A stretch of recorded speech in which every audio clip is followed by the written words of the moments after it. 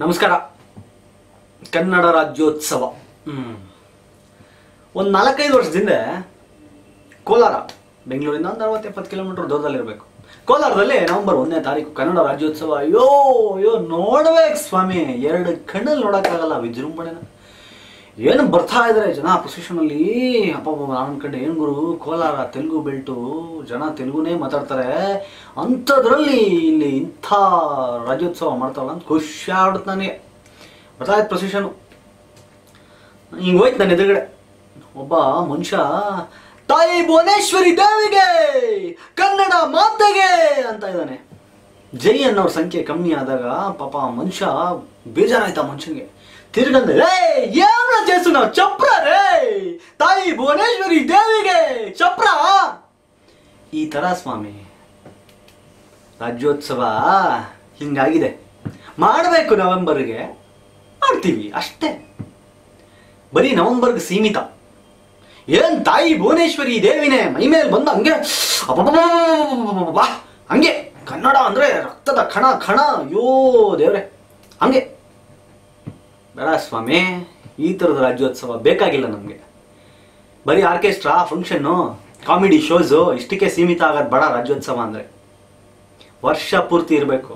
ಜನವರಿಯಿಂದ ಡಿಸೆಂಬರ್ ತನಕ ಕನ್ನಡ, ಕನ್ನಡಿಗ, ಕನ್ನಡದ ಮಣ್ಣು, ಕನ್ನಡದ ನೆಲ, ಕನ್ನಡದ ಜಲ ಅಂದರೆ ಇರ್ಬೇಕು ಸ್ವಾಮಿ. ಅದು ನಾವು ಇಂಪ್ರಾಕ್ಟಿಕಲ್ ಆಗಿ ಹೋಟೆಲ್ ಅಂದರೆ ಉಪಹಾರ ಗೃಹ ಅಂತ ಯಾಕೆ ಹೇಳ್ತಾ ಇಲ್ಲ ಅಂತ ಕೇಳ್ತಿಲ್ಲ.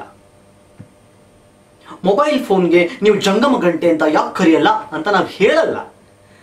ಮಾಮೂಲಿಯಾಗಿ ಮಾತಾಡಂಗೆ ಮಾತಾಡಿ ಸ್ವಾಮಿ. ಕನ್ನಡದಲ್ಲಿ ಮಾತಾಡು ಅಂದ ತಕ್ಷಣ ನಾನು ಈಗ ಅಚ್ಚಗನ್ನಡದಲ್ಲಿ ಮಾತನಾಡಲು ಆರಂಭಿಸುತ್ತೇನೆ ಅಂತೆಲ್ಲ ಅಲರ್ಟ್ ಆಗೋದು ಬೇಡ. ಮಾತಾಡಿ, ಇಂಗ್ಲೀಷೇ ಬರಲಿ ಪರವಾಗಿಲ್ಲ. ಶೋ ಆಫ್ಗೆ ಇಂಗ್ಲೀಷ್ ಮಾತಾಡೋದು ಬಿಡಿ, ಬೇರೆ ಭಾಷೆಗಳು ಮಾತಾಡೋದು ಬಿಡಿ. ಯಾವನ ಪಕ್ಕದಲ್ಲಿ ಇರ್ತಾನೆ ನಿಮ್ಮ ಫ್ರೆಂಡು, ಯಾರೋ ಮತ್ತೊಬ್ಬ ಕೆಲಸ ಮಾಡೋನೋ ಜೊತೆಲಿ ಇರೋನು ಯಾರೋ, ಅವ್ನು ತಮಿಳು ಅಂತ ಗೊತ್ತಾದ ತಕ್ಷಣ ಎನ್ನಮ್ಮ ಮಚ್ಚಾ ನಲ್ಲ ಇರ್ಕ್ರಿಯಾ ಅಂತೀರಾ. ಅವನು ಯಾವತ್ತಾದ್ರೂ ನಿನ್ಗೆ ಏನಮ್ಮ ಚೆನ್ನಾಗಿದ್ಯಾ ಅಂತ ಮಾತಾಡ್ಸಲ್ಲ. ಮಲಯಾಳಂ ಅಂತ ಗೊತ್ತಾದ್ರೆ ಮಲಯಾಳಮು, ಹಿಂದಿ ಅಂತ ಗೊತ್ತಾದ್ರೆ ಹಿಂದಿ, ತೆಲುಗು ಅಂತ ಗೊತ್ತಾದ್ರೆ ತೆಲುಗು, ಇಂಗ್ಲೀಷ್ ಅಂತ ಗೊತ್ತಾದ್ರೆ ಇಂಗ್ಲೀಷು. ಬರಲಿಲ್ಲ ಅಂದ್ರೂ ಕಷ್ಟಪಟ್ಟು ಇಂಟರ್ನೆಟ್ಟಲ್ಲಿ ಹುಡುಕಿ ಮರಾಠಿಗೆ ಏನಂತಾರೆ, ನಿನ್ನ ಹೆಸರು ಏನು ಅನ್ನೋದು ಮರಾಠಿಲಿ ಏನಂತಾರೆ ಅಂತ ಸರ್ಚ್ ಮಾಡಿ ಟ್ರಾನ್ಸ್ಲೇಟ್ ಹೊಡೆದಾಗ ಅವ್ನಿಗೆ ಹೇಳ್ತಿರಲ್ಲ. ಏನ್ರಿ ಕರ್ಮ ನಮಗೆ ಬಂದಿರೋದು ಅಂಥದ್ದು. 10 ವರ್ಷ 15 ವರ್ಷ ಬಂದು ಬೆಂಗಳೂರಲ್ಲಿ ಸೆಟ್ಲ್ ಆಗಿರ್ತಾರೆ. ಕನ್ನಡ ಬರುತ್ತಾ ಅಂದರೆ I am trying, still trying. 10 ವರ್ಷದಿಂದ ಏನು ಮಣ್ಣು ಕೆತ್ತಾ ಇದ್ದಾನೆ ನೀನು ಟ್ರೈ ಮಾಡೋಕ್ಕಲ್ಲ. ಮಣ್ಣು ನಾವೇ ಹಾಳು ಮಾಡಿರೋದು ಫಸ್ಟು. ಅವ್ರಿಗೆ ಯಾವ ಭಾಷೆ ಬರುತ್ತೋ ಅದ್ರಲ್ಲಿ ಮಾತಾಡ್ಕೊಂಡು ಕುತ್ಕೊಂಡ್ಬಿಡ್ತೀವಿ. ಅವ್ರು ಯಾಕೆ ಕಲಿತಾರೆ? Coffee Day, Big Bazaar, malls, ಆಮೇಲೆ ಡಾಮಿನೋಸು, ಪಿಜ್ಜಾ ಹಟ್ಟು, KFC ಇಲ್ಲೆಲ್ಲ ಹೋಗ್ಬಿಟ್ರೆ ಅಪ್ಪ ಇಂಗ್ಲೆಂಡ್ ರಾಣಿ ನಮ್ಮ ಏನು ಚಿಕ್ಕಮ್ಮನ ದೊಡ್ಡಮ್ಮನ ಅನ್ನಂಗೆ ನಮಗೆ ಫೀಲಿಂಗು. ಹೋದ ತಕ್ಷಣ ಅವರು ಎಸ್ ವಾಟ್ ಯು ವಾಂಟ್ ಶರ್ ಅಂತ ಸ್ಟೈಲಾಗಿ. ಇಲ್ಲೇ ಲೋಕಲ್ಸು ಕನ್ನಡದವರೇ ಆಗಿರ್ತಾರೆ. ಅವ್ರಿಗಂತೂ ಅಯ್ಯೋ ಯಾಕೆ ಹೇಳ್ತೀರಾ ಹಂಗೆ ಇಂಗ್ಲೀಷ್ ದೇವಿ ಮೈ ಮೇಲೆ ಅವ್ರಿಗೆ ವಾಟ್ ಯು ವಾಂಟ್ ಶರ್ ಅಂತ.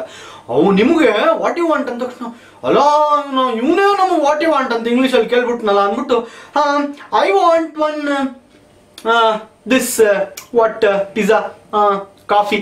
ಯಾಕ್ರಿ ಕೇಳಿ ಕನ್ನಡದಲ್ಲಿ, ಕೇಳಿ ಕನ್ನಡ ಬರುತ್ತಮ್ಮ ಅಂತ ಕೇಳಿ. ಹ್ಞೂ ಅಂತ ನಮ್ಮ ದೇವರಣೆಗಳಂತ, ನಮ್ಮ ತಾಯಣೆಗಳಂತಾನೆ ಕೇಳಿ ಕನ್ನಡದಲ್ಲ. ಅವಾಗ ನಾವು ಚೇಂಜ್ ಮಾಡಬೇಕಾಗಿರೋದು ಅಲ್ಲಿಂದ.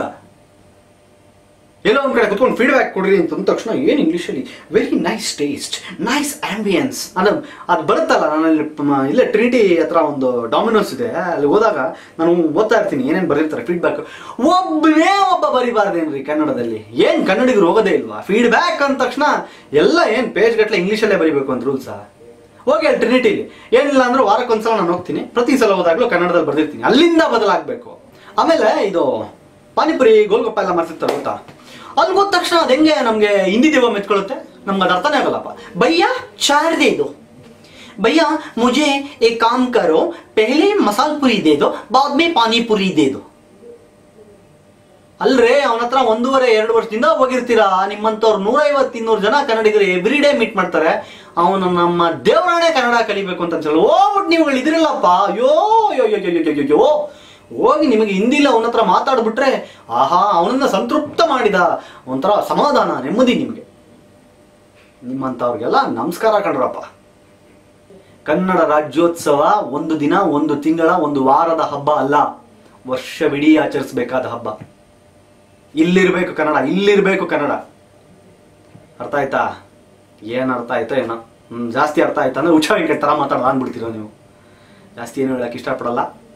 ಇಷ್ಟೇ, ನಾವು ಬದಲಾಗಬೇಕಾಗಿರೋದು ಕನ್ನಡಿಗರಾಗಿ. ಫಸ್ಟು ಕನ್ನಡಿಗರಾಗಿ ಬದಲಾಗಬೇಕಾಗಿರೋದು ಎಲ್ಲಿ ಅಂತಂದರೆ, ದೊಡ್ಡ ದೊಡ್ಡ ಮಲ್ಟಿಪ್ಲೆಕ್ಸ್ಗಳಿಗೋ, ಶಾಪಿಂಗ್ ಮಾಲ್ಗಳಿಗೋ, ಫುಡ್ ಜಾಯಿಂಟ್ಗಳಿಗೋ ಹೋದಾಗ ಅಲ್ಲಿ ಕನ್ನಡದಲ್ಲಿ ಆರ್ಡರ್ ಮಾಡೋದ್ರಿಂದ ಶುರು ಮಾಡಿ. ಅಲ್ಲಿ ಕನ್ನಡವನ್ನು ಬೆಳೆಸೋಕೆ ಶುರು ಮಾಡಿ. ಕನ್ನಡ ತಂತಾನಾಗೆ ಬೆಳೀತಾ ಹೋಗುತ್ತೆ. ಇಷ್ಟೇ ಕನ್ನಡದಲ್ಲಿ ನೀವು ಮಾಡಬೇಕಾಗಿರೋದು ಇಷ್ಟೇ. ಕನ್ನಡ ರಾಜ್ಯೋತ್ಸವದ ದಿನ ನೀವು ನಿರ್ಧಾರ ಮಾಡಬೇಕಾಗಿರೋದು ಇಷ್ಟೇ. ಹೇಳಿದ್ದೀನಿ. ಇಷ್ಟ ಆದರೆ, ಇಷ್ಟ ಆಗಿಲ್ಲ ಅಂದರೆ ಸಬ್ಸ್ಕ್ರೈಬ್ ಮಾಡೋದು ಮರಿಬೇಡಿ. ಜೈ ಕನ್ನಡ ಮಾತೆ. ಕನ್ನಡ ರಾಜ್ಯೋತ್ಸವದ ಶುಭಾಶಯಗಳು.